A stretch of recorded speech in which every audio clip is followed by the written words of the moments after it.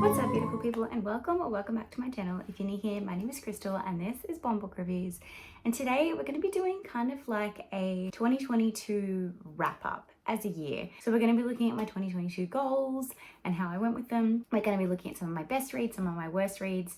A lot of people do these as 3 different videos, but I didn't have enough to put into each individual video, so I've kind of just decided to combine it all together. I will have hopefully timestamps down below for the different categories, so I guess we'll do the best first to get that out of the way, then we'll do some of my worst, and then at the end we will do some reading statistics and wrap up of those goals in 2022. I am choosing not to do a 2023 goals video because a lot of the goals that I did in 2022 I am continuing or transferring or redoing in 2023, and I didn't want to kind of repeat myself. But I will let you know that my reading goal for 2023 is going to be 52 books. That is 1 book per week. I think this is a realistic goal considering I'm going back to full-time work and I have a young child. So in 2022, I read 93 books. So I didn't meet my reading goal of 100, which was a bit disappointing, but it was quite hard to come up with this top list because I didn't have a lot of 5-star reads. This was probably my worst reading year ever, which was a bit disappointing. Going back through the list, there was a lot of 4-star reads and reads that I semi-enjoyed, I'm not gonna lie, but there was nothing amazing that I wanted to scream from the rooftops about, not 10 anyways. So this list, I have 10 that I loved, and then 8 that not necessarily were the worst reads ever, but just disappointing reads, I guess is what we're gonna call them. I couldn't get 10 and 10, even though I had bad reads. A lot of mine were just mediocre, 3-star, middle of the range kind of stuff. I do apologize if you can hear the baby crying. Anthony is trying to get her done for a nap at the moment. I'm trying to film before my parents get here. It's a whole thing now that I work 5 days a week to try and get filming in, so I just do it when I can. Now, rather than pulling all these books off my shelves, I'm just gonna put graphics up here somewhere because it'll be easier. I will regret it as editing Crystal, but as physical Crystal trying to get these off my shelf, this is what we're gonna do. So these are in no particular order, these 10 books. They're just some of my favorites from the year. They're probably in the order that I read them because I just kind of went down my core pile and picked out the ones that jumped out at me. But first in this, obviously, it wouldn't be a year of Crystal's reading without a Kristin Hannah book. So we started off strong with a 5-star read for my first read of the year, which was The 4 Winds by Kristin Hannah. This is definitely needing to make it on this list. I don't think I have a year where I've read a Kristin Hannah book where she hasn't ended up in my top 10. She is an autobiography author for me. This one made me feel so many emotions, made me laugh, made me cry. It is a story that is so against what I would usually read because it's that kind of historical fiction-y, but more closer to the women's fiction kind of category, literary fiction.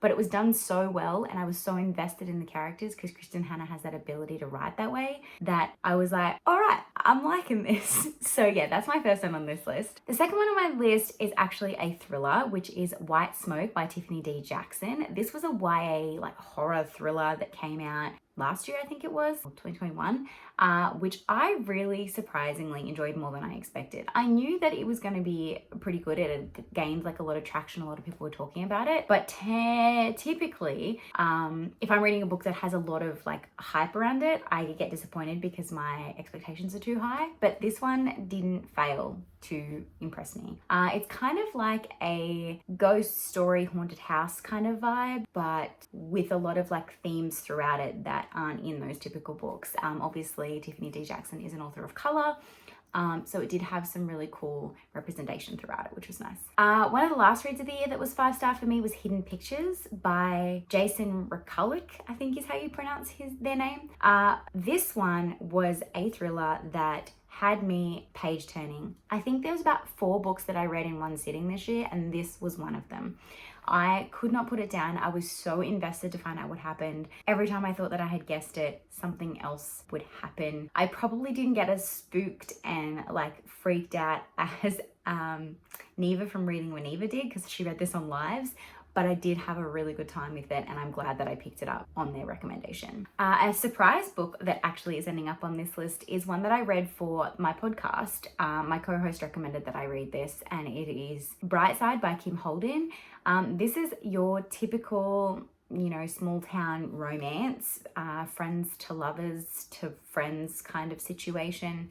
Follows 2 characters that you know, have love for one another, and they kind of like, you think that things are going to happen between them throughout the whole story. And then there's like other romances within it, and then there's this like whole extra triangle that happens. But it's a very character driven, like contemporary romance that I really enjoyed. It didn't have too many like rom-com-y kind of elements to it. It was definitely like the main characters had a lot of like dark backstory that they were kind of trying to work through. So yeah, definitely worth picking up. There is a sequel as well, which follows one of the other main characters within the story, like his spin-off story, which I haven't read, but I have heard is just as good. This next one is actually like 5 books, like 5 novellas, but it is been turned into a bind up. So I'm just going to classify it as one book, and that is the Mindfuck series by Addie. This thriller, oh my god, so many people avoid this because they think that it is like just a smutty dark romance. That is so not what this is. There is very little sex scenes within this. It is 100% got an amazing plot, badass revenge story.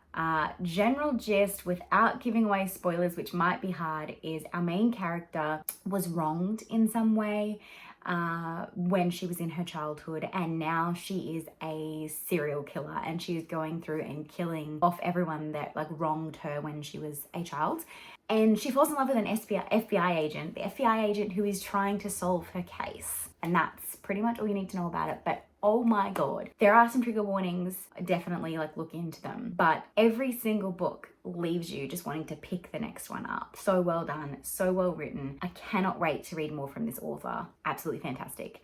I was doing this as a buddy read, so we were doing 1 book a month, and it was so hard to not pick up the next one straight away. Another auto-buy author for me that I read this year is Jack Heath. Kill Your Brother was the one that I read from him this year. And you know, I've spoken about Jack Heath on this channel before. Huge fan, great thriller writer. This was no exception. Yeah, fantastic all round. Pretty much a woman is kind of like kidnapped and told that she has to kill someone in order to be released, and that someone happens to be her brother. So her brother has been kind of held hostage by this person. This person is asking her to kill brother, not realizing that they are brother and sister. You have to try and hide it from the person that they kidnapped from, and there's whole other backstory about all these other things that are going on in there. Yeah, just excellent, phenomenal, well thought out story, action packed, page turning. Are you seeing that there's a lot of thrillers on here? Thrillers and romances were my jam this year, and that rolls into obviously Ice Planet Barbarians by Ruby Dixon. I read 12 books in this series in the year of 2022. I've just finished the 13th one, and it is like the first week of January. Yeah, so this series, a lot of people obviously think that it is known as blue alien smut, which yes, 100% that is what it is, but there's so much more to it. It has this amazing kind of plot behind it, this very sci-fi-esque plot that is so intriguing, and some of them leave you on like cliffhangers to move to like the next book, because like the epilogue at the end of the first book is like telling you about, the epilogue at the end of the book is telling you kind of what the next story is going to be about. And yeah, and I love the fact that every single book that I can think of has some form of representation in it. From what I can remember, like out of the 12 that I've read, we've had deaf representation, we have had body like representation, we've had like body morph representation, both in like overweight, like too tall, or like things that make people very self-conscious, like those kind of things. We've also had PTSD, we've had death. There's just so much within it that the author does phenomenally, and she helps you like grow with the characters, and they become this like big clan by the end of it. So by the time I'm now on book 13, we've got like 20 or 25 characters that are all involved that you've heard their stories of. And yeah, it's my thing now. It's my palette cleanser, and it will probably be on my top list until I finish the series, and then I don't know what I'm going to do, because I've really loved living in this world. Now we have a historical fiction, which is The Light After the War by Anita Abriel. This was one of the books that I read near the end of the year. I think it was November I read this one. It was a historical fiction that started off like every other historical fiction in that like war times.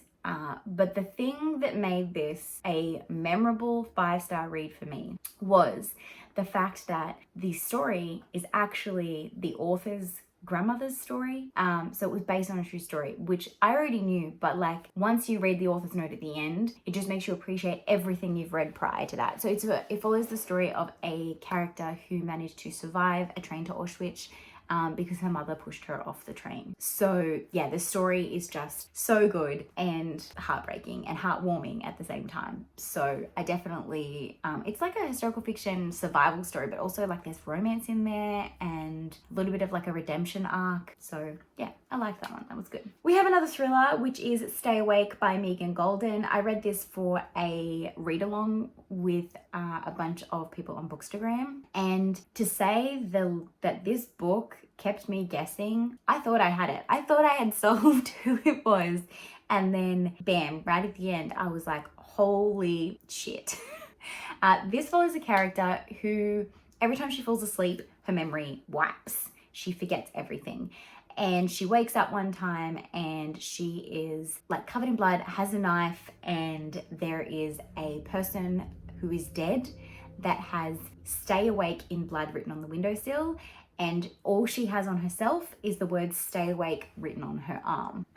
So obviously she takes the entire book trying to prove her innocence and find out who this person is that she has apparently murdered. And the ending, well done. Megan Golden is another autobiography author for me. I don't think she can do wrong in her thrillers. Yeah, she's a great author. And lastly, we have a YA contemporary LGBTQ romance, which was another surprise on this list. I read this I don't even remember. I feel like it was a recommendation from a follower and I just picked it up on a whim because I grabbed it at the library. And it's called If This Gets Out by Sophie Gonzalez. And it is a story of a boy band where two of the band members kind of like fall in love with each other, but one of them is gay and one of them is straight. So it's like a discovery of sexuality story. It's a friendship becoming a romance story. It's representation, and it's about the difficulty of having to hide your sexuality because you're in the limelight and deciding to truly just like be yourself and prove to everybody that it doesn't matter, etc. So yeah, they are my top 10. Now let's get into my 8 most disappointing. And I'm sorry if any of these are on your favorite list or you loved them. My personal opinion is not attacking this book. There's so many people that will love these books. They just weren't for me. I either read them at the wrong time. I wasn't intrigued. It wasn't my kind of book. You know, I know this disclaimer probably doesn't need to be here, but I just want to give it because yes, the writing of these books was not the problem at all. These authors worked really hard. I'm sure they did, but they were just on my most disappointing reads of the year. They weren't necessarily bad books. They just weren't for me. Okay, so book number 1 is Leah on the Offbeat by Becky Albertalli. I don't think I need to say why this book was not for me. Leah is all you need to say. She's the most annoying character I have read in a long time. And usually an annoying character will not be enough for me to not read a book. And that is how much I disliked Leah. I could not stand her as a character. I couldn't read about her any further. So yeah, that's book 1 on this list. Book 2, it saddens me to put this on this list because KRISTIN has been on some of my best books for a really long time. I am a big fan. I fangirl over KRISTIN. But Aurora's End by him and Amy Kaufman was one of my most disappointing reads. It was one of my most anticipated reads, and I was so disappointed by it. And I don't know if it was because it had been so long since I had been in the world, so I couldn't really like appreciate the characters. But to me, it felt like so much effort had gone into book 1 and book 2, and book 3 had just been like rushed and put out.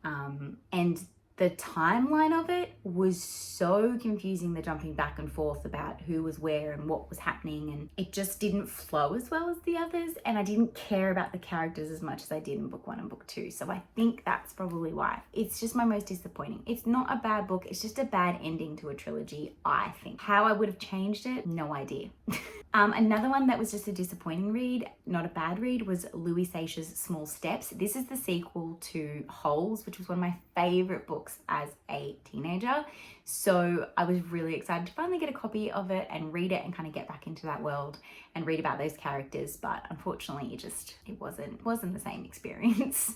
This is probably going to upset a few people, and I apologize. The House on the Cerulean Sea by TJ Klune. Again, not a bad book, but just meh. Like, I get that it's meant to be a character-driven book, but I found myself bored. I'm sorry.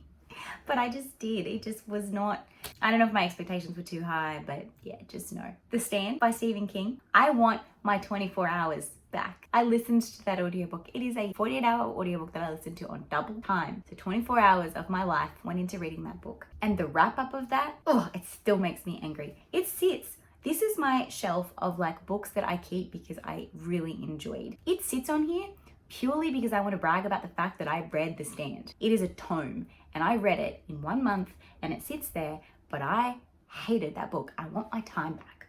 I want my life back after reading that book. Another one that may upset a few people, and I'm really sorry, is The Priory of the Orange Tree by Samantha Shannon. I found myself so confused by this book. The world building and everything was just, I felt like I got too thrust in and I wasn't able to really I don't know, just no for me. I'm sorry. Anthony loved it, and I know a lot of people that do, but it just wasn't for me. Songs in Ursa Major by Emma Brody. I was expecting to love this as much as I love Daisy Jones and the Six, but it was not the same. In the difference between Daisy Jones and the Six and Songs in Ursa Major, because they do get compared to each other a lot, is Daisy Jones and the Six, although character driven, although music driven and has like a lot of stuff about music, it is more character driven and you really care about the characters and what's going on. But the music is like secondary to it. Whereas Songs in Ursa Major, it almost felt like music was like too much of a presence within the book. And yeah, it just was not, it was too much. It wasn't good. So I ended up DNFing it because I was sick of it by halfway through. And then the last one, I didn't hate, it was a 3-star read, but it's just a disappointing one because I was expecting really good things because I love this author, and that is Spin the Dawn by Elizabeth Lim. I found like the first half really intriguing and then the second half not so much, and apparently book 2 in the series is a lot like the second half of the book, so I didn't bother continuing with the series. But yeah, that was just more of a disappointing one for me. Now, what I'll do next is I will get into some of my statistics for the year. If you aren't interested in this part, like you can skip ahead to like my goals wrap up at the end. So including DNFs, I did 93 books. I do classify DNFs as a read book because although I didn't finish it, I did read at least 50% of it before I chose to DNF it. So I count it as a read book.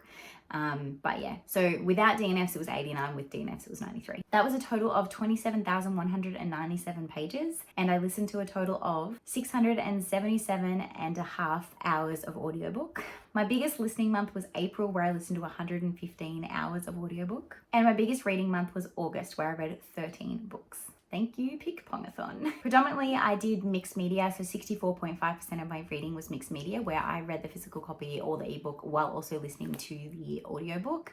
However, I did also have 6.5% where I just listened to the audiobook, 9.7% where I just read the physical, and 19.4% where I just read the ebook. My average book length was around 300 to 400 pages, but my biggest book was over 1,000, which was The Stand. My main genres were romance, thriller, and fantasy, and I'm really happy to say that most of my books were actually from independent authors, so a lot of spread across like the big fives and things like that, but my predominant reading was definitely with independent authors, which I'm really happy about because that was one of my goals for 2023. That was one of my goals for 2022. So I got 15 5-star reads, 50 4-star reads, 22 3-star reads, 5 2-star reads, and 1 1-star read. 64 of my books were adult fiction, 19 were YA, 6 were middle grade, and the remainder were children's books. My predominant publication years that I read were 2021, 2022, and 2016. Which I think most of those are the Aspana Barbarian books. So my 2022 reading goals were to read 100 books, which I didn't complete. I wanted to complete Buzzwordathon, and you'll have to hang around because I will be posting a video about how successful I was with Buzzwordathon. I will link that in the cards above if it is out, otherwise stay tuned. I had the 12 books from 12 friends recommendation challenge, which I 100% failed. I think I only read like 1 of the 12, and I'm so sorry to my friends that spent their time making recommendations. To be honest, I just forgot about this challenge through the year. I had my 22 books to read in 2022, and I had a total of 8 of those left over at the end of 2022. So not too bad, but not as good as I did last year. So I wanted to get my current bookshelf down to under 300 books. It was 359 when I started the year, and it is currently this many. I don't have my Goodreads open, so I can't tell you, but this is what it's down to. So I don't know whether I did better or worse. In terms of completing series, I finished a total of 7 series this year, and I continued a total of 27 series this year. So I definitely did really well in terms of my series continuation. So there you have it. That is how well I went in 2022 with my favorites, my least favorites, some of my statistics, and how I went with my goals. Let me know in the comments down below how you went with your reading challenge, if you had any standout books that you loved or didn't love. And until next time, guys, thank you so much for watching. Make sure you give this video a big thumbs up, subscribe if you haven't already, and make sure you go follow me on all of my other social media platforms that are linked down below. And until next time, have a great weekend and happy reading. Bye.